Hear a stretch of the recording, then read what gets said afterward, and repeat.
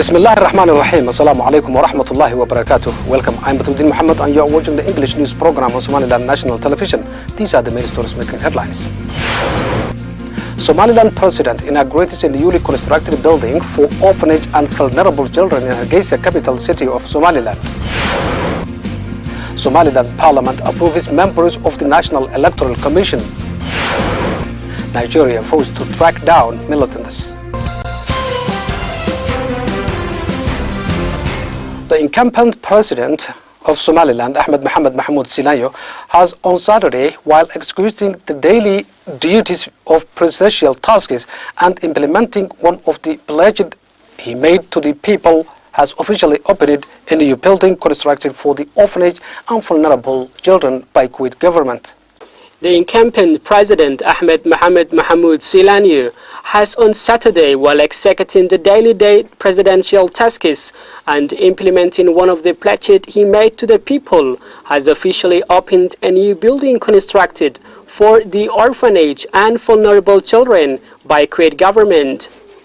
This project, unveiled by the President of Somaliland, is counted to be one of the most important development programs implemented in the country, and is expected to be a center housing for orphanage and will make a change to the lives of many vulnerable children in the years to come. The President's participation in the opening event was accompanied by senior delegations from neighboring countries, Djibouti and Kuwait as well, who financially and technically implemented the project, which is aimed to accommodate by the orphanage children who are desperately in need for receiving a lot of aid. The President of Somaliland, His Excellency Ahmed Mohamed Mahmoud Silanyo, speaking at the venue, has for the first time expressed thankfulness and admiration to Kuwait government for implementing such remarkable project, which he stated will play a vital role in supporting young kid orphans who lack the opportunity to improve their life independently. The President, on the other hand, has emphasized the importance of providing support for the vulnerable orphans among the society who are desperately in need of shelter. The President stressed in his speech to cordially thank for the Kuwait government in constructing these well-furnished buildings, which will enable for the children to find everything in it. On the other hand, members of the cabinet ministers have also spoken on their part to emphasize the importance of this project implemented by Kuwait government to accommodate and educate for the less privileged young kids from needy families. Somaliland Parliament held a session to approve National Electoral Committee consisting of 7 members. The 26th session of Somaliland Parliament approved National Electoral Commission consisting of 7 members.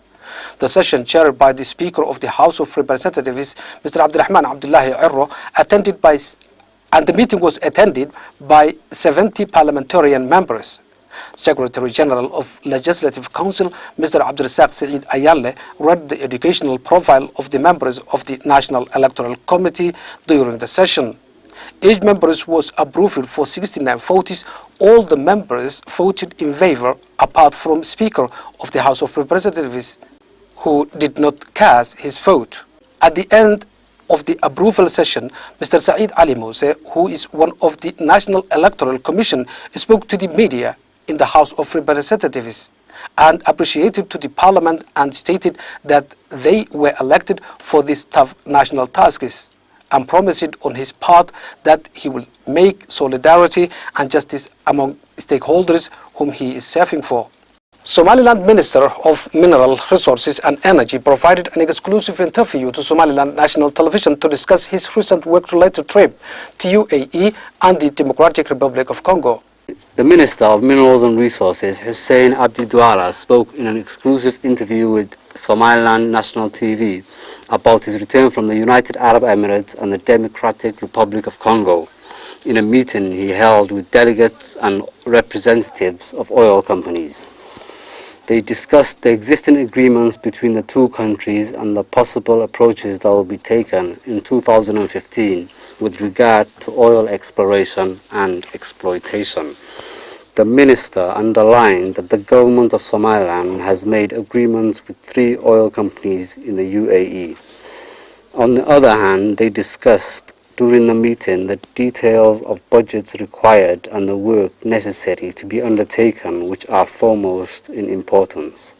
The minister went on to say, whilst in the Democratic Republic of Congo, where he met with a large mineral exploration company interested in working with Somaliland and exploring a designated region in Berbera. The minister stated that much was learned about the company and the benefits it can bring to Somaliland in its venture.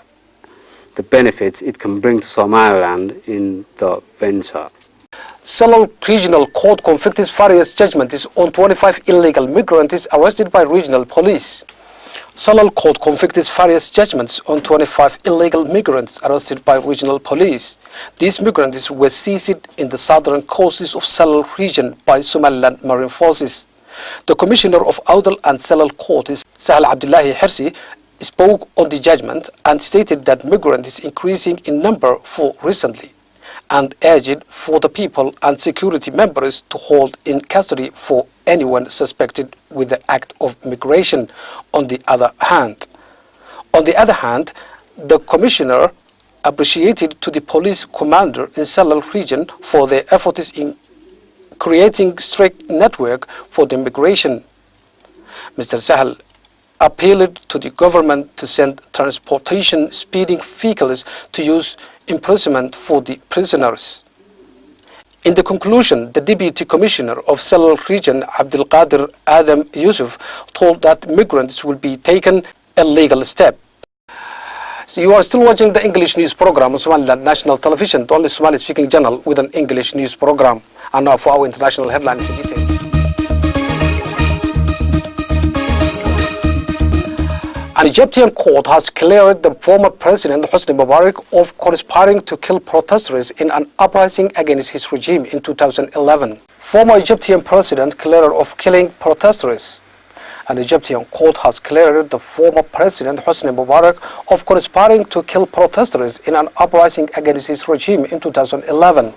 The trial also cleared him of corruption charges relating to gas exports to Israel at prices below the market level. 86-year-old Mubarak is currently serving a 3-year sentence on separate charge of embezzlement of public funds.